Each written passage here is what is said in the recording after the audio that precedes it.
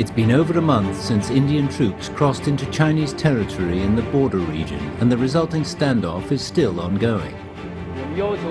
We have a clear and open information channel with each other, but we hope the Indian side can take concrete action and practical efforts.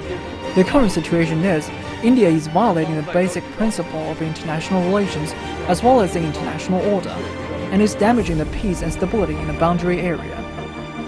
What are the reasons behind the dispute, and what will the implications be? India has just finished joint naval exercises with the US and Japan, and China has been flexing its military muscles in Tibet. Are current tensions being heightened, and where are they leading? With India in its political season, how will its domestic politics affect the potential for conflict?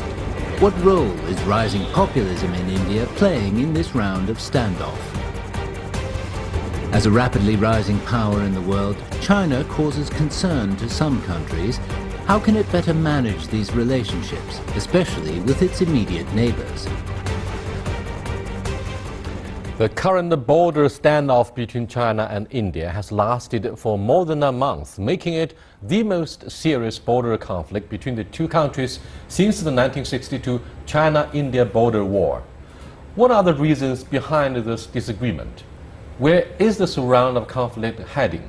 And against the backdrop of China gaining global influence, how can the country and its neighbors better negotiate their relationships with each other? To discuss these issues and more, I'm happy to be joined in the Beijing studio by Liu Yufa, former Chinese Consul General in Mumbai, and KGM Varma, China correspondent of the Press Trust of India. That's our topic. This is Dialogue. I'm Yang Rui.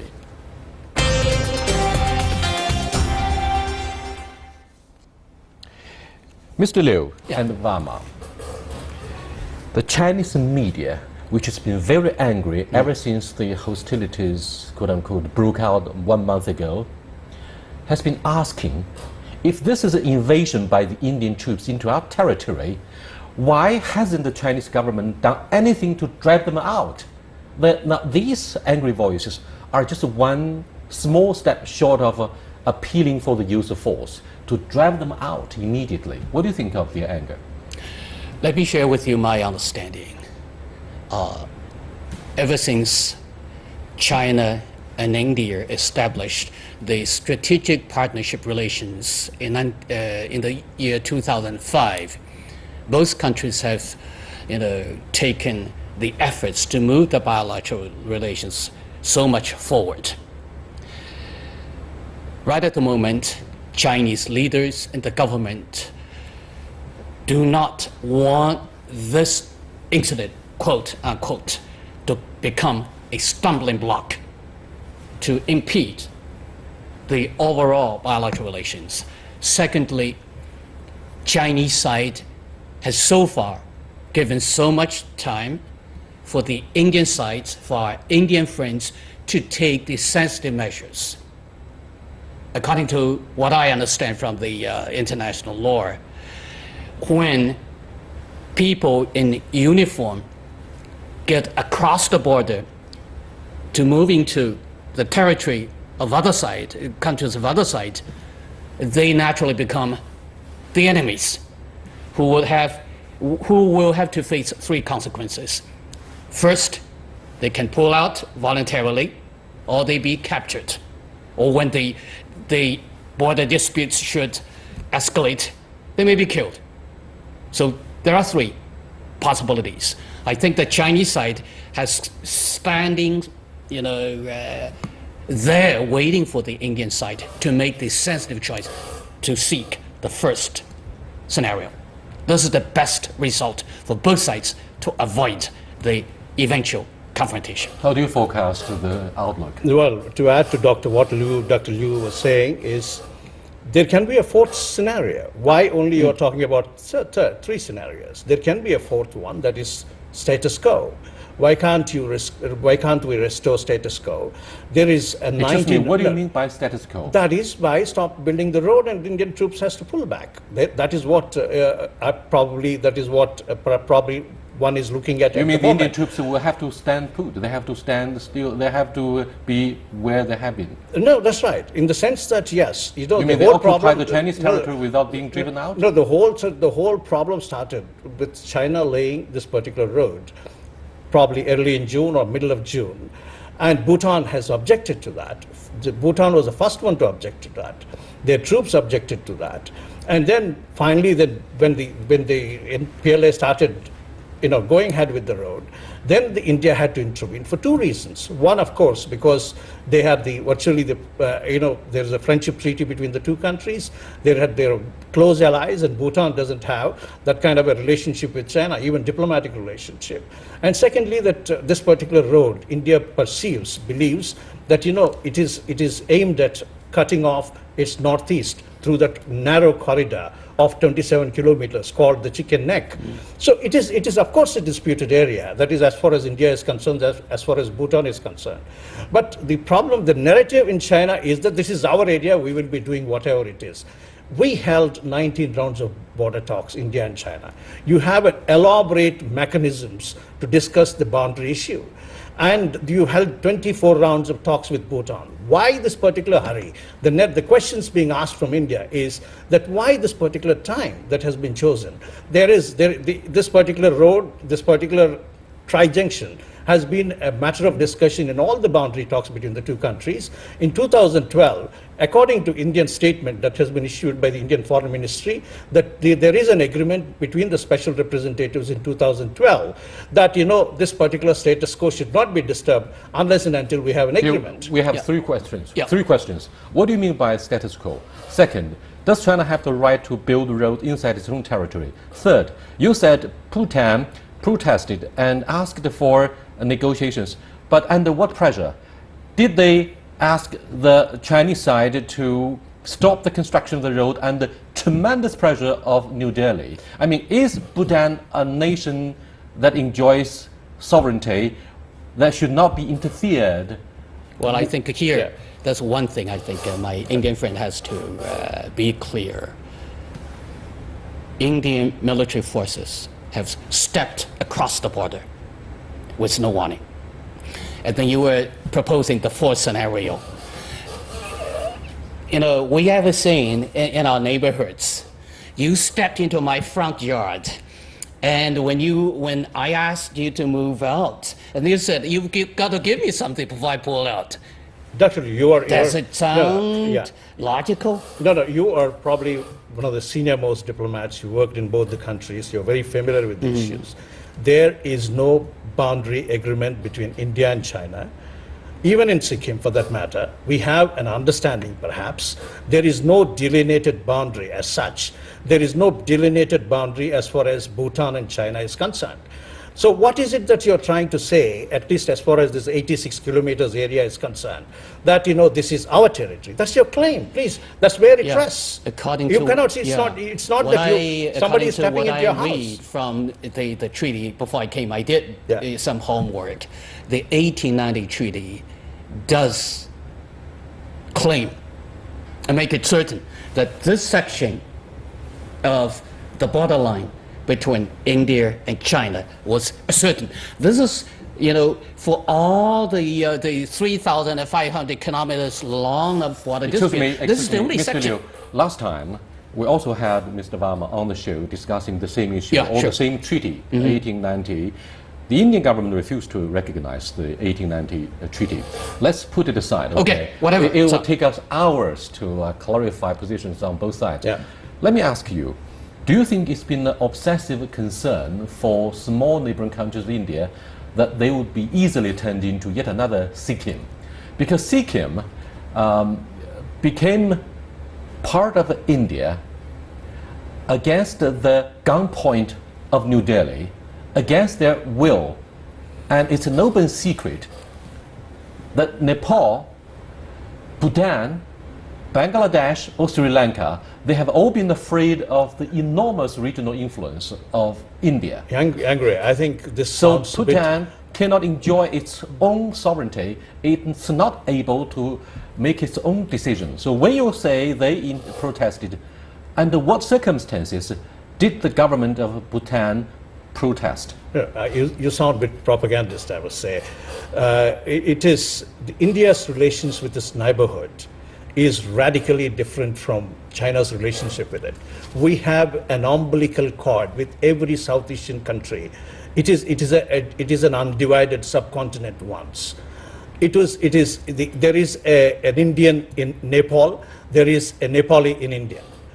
India's relationship with Nepal and Nepalese people, Nepalese society was probably centuries old. It is not that the trade is connected. From Russia and step into eastern Ukraine to support the Russian-speaking Ukrainian. Is that your point? Is that the propaganda you're talking about? I'm not going that far. But at the same time, let me just put things. We have minority Chinese in Myanmar. Do you mean we send in our troops to protect the overseas Chinese in Myanmar and in other neighboring countries in Asia? Definitely not. When India sent its troops to Sri Lanka. But that's the document, international information I got about the huge influence of India to establish your sphere of influence and turf. Is that the turf battle? But let me clarify this, that when India sent its troops to Sri Lanka for what it was to set right things, even at the invitation of Sri Lankan government, when things turned why was the Indian government so reluctant to support the war against the Tamil Tiger? Because you had a large Indian Tamil presence inside India, and you were afraid of the unrest, ethnic unrest. No, let me put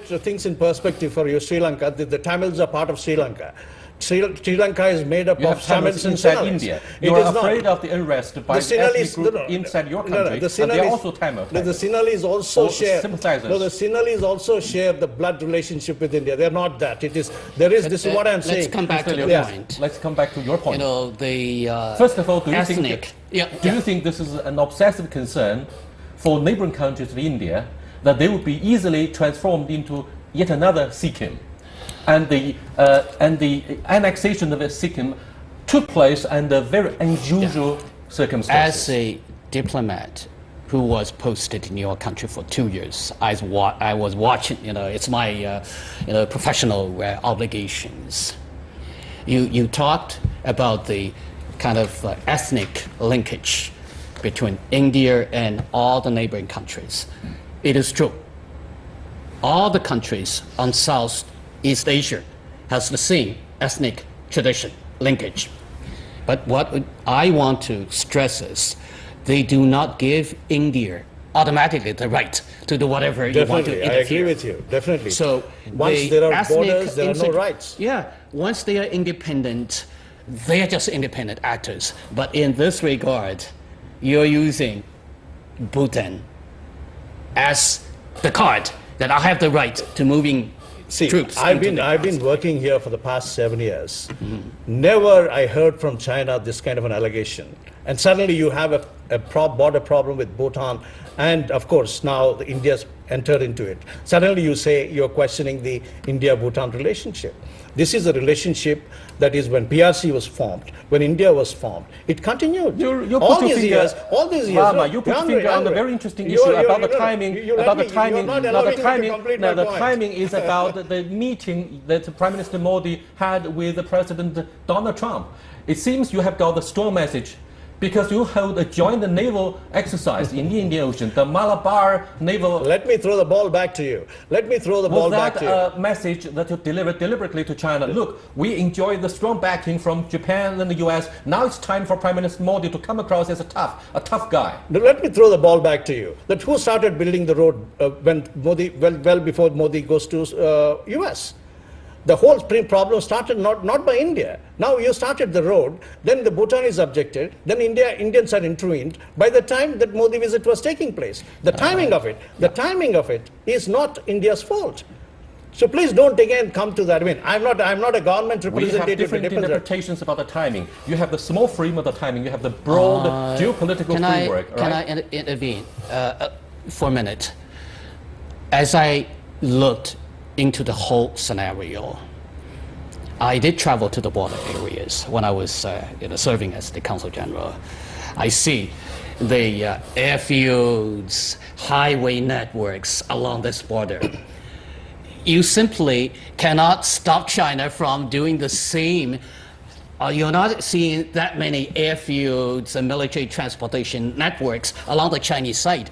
That was, the construction to improve the transportation. Dr. Liu, I think, yes. No, let me also... So when you put this side... You're building the roads in the hope of revenging what happened in 1962. You wanted to take it back. You want to take back your pride and the dignity that you lost in 1962. Definitely, all of us. But before that, let me clarify that you have the widest possible infrastructure network in Tibet, which China takes pride all the time. You have 6 airfields. You have length and breadth of Tibet that has been covered. You are virtually laying a new train up to the Nepal border. And you have so many airfields connected. Tibet is so well connected, and I have just been reading an article by the South China Morning Post that China moved tons and thousands of tons of weaponry and vehicles in just a matter of days to Tibet. So you are complaining about India, whereas India, just now it has been, the Indian Parliament has been told yesterday or day before that there are 73 roads, very crucial as far as the border is concerned, have not been laid yet. It is only halfway done, because there is a lot of bottlenecks that India is facing. I don't think that you are fair enough to say that Indian infrastructure at the borders is so well connected. Yes, India is looking at Chinese infrastructure and trying to improve as such. That is one point. And the second point is perhaps since 1962 the Indian military has always taken China as the public enemy #1 and you want to revenge, and therefore the military build-up along the border, amassing so many troops there for the mountainous battles. But the focal point, my friend, let me just make it clear. The building of the roads along the border lines are the natural sovereign rights for India and for China too. So the construction of the roads, by the Chinese government would not serve as the ground for you to send the troops across the border. No, obviously not. Obviously not. My reflection is that, the thing is that you have India-China border is a mountainous border. No doubt about it. It is not like any other border that you just walk in and it's not a plateau or it's not just a straight, rather road to take. It is a mountainous, yes, both sides are developing. And we have elaborate mechanisms. In fact, I've just been reading 2 special representatives who served India in the border talks with China, that they have laid out, both M.K. Narayanan and then Shivshankar Menon. Both have worked extensively with the Chinese counterpart, Dai Bingao, to work out an elaborate set of mechanisms, and the present set of National Security Advisor, Mr. Ajit Doval. So there is a line of mechanisms that we worked out. Why China is not tapping those mechanisms? Yes, of course. Right now we have a diplomatic negotiations are going on. Okay, there is gentlemen, we have the war zone along the border, but we have another battlefield which means a lot for Prime Minister Modi. That's the election season, the political season in India. Now, 18 opposition forces, to my knowledge, launched their protest. They demand Prime Minister Modi to explain to them clearly what's going to happen to the border standoff between the two sides. Do you think it is under this circumstance, gentlemen, that Prime Minister Modi has to talk tough? And this is domestic politics. This is domestic politics of India. And therefore, he would not blink. He would not show any slightest sign of making any concessions. Yeah, please allow me to... This will arouse... This will add to the difficulty, the adversity of the circumstances. According to my observation as a diplomat, a former diplomat to India, I think for any countries in the world, when the general election is taking place, it is the window of opportunity for the government or the parties in power to act tough, so that they could attract more supporting votes. Excuse and it is me. also let me for challenge the opposition party. No, let me challenge you.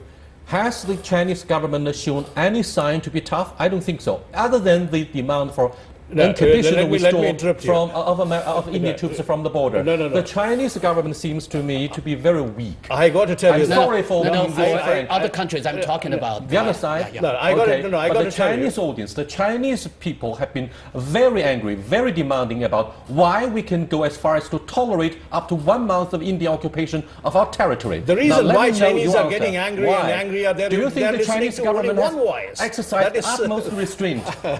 No. Not No, a single shot has been fired Yes. in the hope that we're going to find a peaceful solution. We should keep But that yet record. you say But no, let me you want just to maintain complete. the status quo. No, let Can me. you clarify what do you mean by status quo? No, we will come to that. But let me also say there is a political season in China too.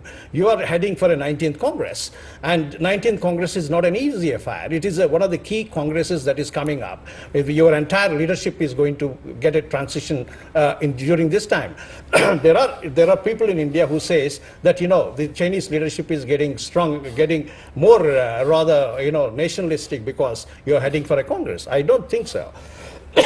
You have certain issues. The Indian government has done a lengthy process, as I have seen from here, that, you know, there was an all-party meeting, there was a consensus emerged. India has also briefed the Foreign Secretary of India has briefed the parliamentary panel, which is a very powerful organ of Indian Parliament, about this particular thing. There was those who attended that came out and spoke about a consensus in India that there has to be a diplomatic solution. It is not such a complex affair that you cannot solve. We have solved certain very, very complex issues in the past, that we have mechanisms to resolve this. And let me tell you that, you know, we are heading for the BRICS National Security Advisors meeting to be held in Beijing on 26th and 27th. When we say National Security Advisors, both the National Security Advisor of India, Mr. Ajit Doval, and Mr. Yang Jiechi of the Special Yang Jiechi of the State Councilor of China, both of them are special representatives of the boundary talks. They know more about boundary. They have been talking about it for the past 3 years. And I'm sure when they meet here, whether formally or informally, there is going to be a lengthy discussion. Already a lot of ground has been... No, let me complete. Excuse me, a lot of ground has been already covered.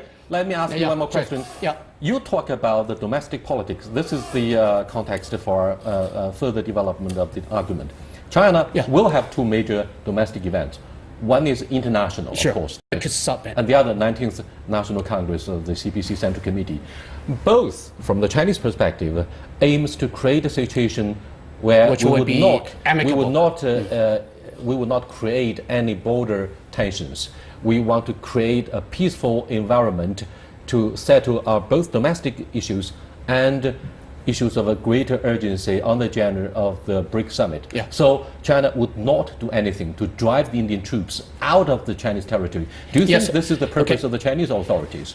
It is the sincere desire. Unlike the 18 opposition forces of the Indian side, they demand tough, coercive use of the force to drive the Chinese out of the area where the civilians is being Let me just finish what I want to say, really. It is the sincere desire of the Chinese leaders and the government to create a ideal neighboring environment for the convening of the 19th Party Congress and also for the BRIC summit. It is mostly because of this Chinese side has been, quote unquote, patient. And do you think the patience is likely to be over after the two events? No. You don't think so? I don't suppose. Well, let me make one statement. Let me say, no intrusion will be allowed to go the natural way unless the intruders pull its forces out. No intrusion will be allowed until after the two events are finished, right? Not is before, that your point? Not before. Let me come to that particular point, that, you know, we had a great occasion at the G20 meeting. Probably, I think, of course, China has taken a stand at that particular time. That, but the two sides refused to meet with each other on sidelines of the Hamburg G20 There was a meeting. There was a meeting. There was a meeting. It is an informal meeting. Very symbolic. Look, Yang Ray, there is a great kind of, I don't say friendship, but there is a kind of understanding between Chinese and Indian leaderships over the years. Even with Mr. Xi and Mr. Modi, they have been meeting in the last 3 years.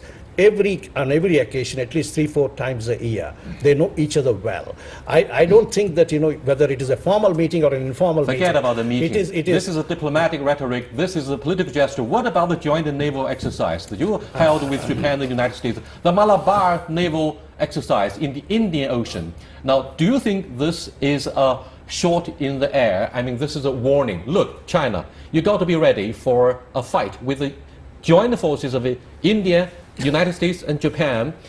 Junichiro Koizumi, the former Japanese Prime Minister, vowed to build an arc of freedom and prosperity with India, and India has terminated its old policy of non-aligned movement. You are moving away from this old policy of non-aligned movement to something that is a very short of a holy alliance with the United States and Japan, which had the Security Pact to guarantee security in Northeast Asia. This time around, the implications of the Security Pact will be extended to the Indian Ocean. What is your response if I tell you? Indian Ocean is the area of navigation. It's the freedom of navigation for the Chinese commerce. What is your response if I tell you? Do you think we have a heavy stakes in the Indian Ocean? We want to protect our stakes in the Indian Ocean. But what is your response if I tell you that you probably... Do you think this is the open challenge for China's commerce and the stakes in the Indian Ocean? What do you mean by the joint naval exercise? Let me know. Let the Chinese audience have a clear message from you guys. We trust you very much. Let us know. In short, what does the joint exercise... You got to stop questions and listen to answers.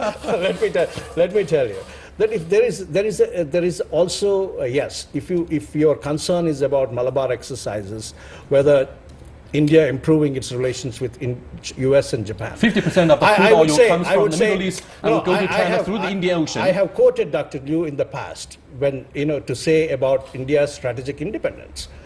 Every Chinese diplomat and every Chinese think tank knows the kind of strategic independence India would like to maintain. That is part of India's character when it comes to foreign diplomacy. Indians. I mean, I can't speak for the Indian government, but Indians in general, guards their independence and freedom very, very closely. Now, the question is that, today is India, unlike in the past when we had the alliance with USSR, the former Soviet Union, we are a country without alliance today. There are many people in India who are asking this question. Is China challenging India is because we don't have an alliance? Because you are afraid of the Pearl conspiracy along the coastline of Indian Ocean.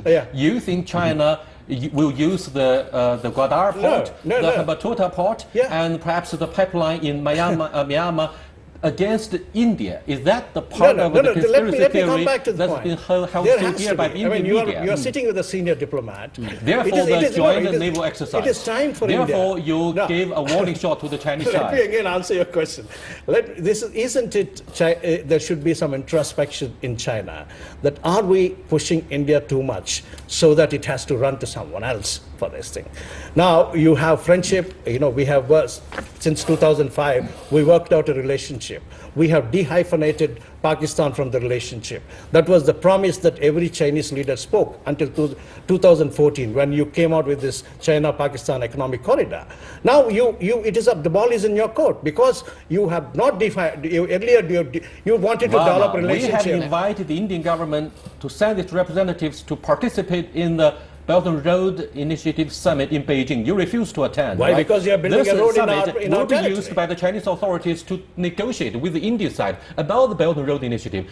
By refusing to attend the summit, what do you mean? Okay, you mean you have closed the door for any negotiations, right? Sorry, time is running out. Just 20 seconds. 20 seconds. Yeah. China and India are the two great neighbors that cannot afford to be hostile to each other. My second suggestion is neither side should take the advantages of the concessions or the goodwill to move beyond reasonable limits. And the third sentence, last sentence, this recent incursion of the Indian military forces into China is another issue, as quoted as border disputes. It's an invasion. Right. That's how China looks at it, I'm sure. I'll bring you back for another round of discussion on dialogue to hopefully negotiate a way out. Okay. Although you don't represent Indian government. Thank you so much for being with us. Until next time, goodbye.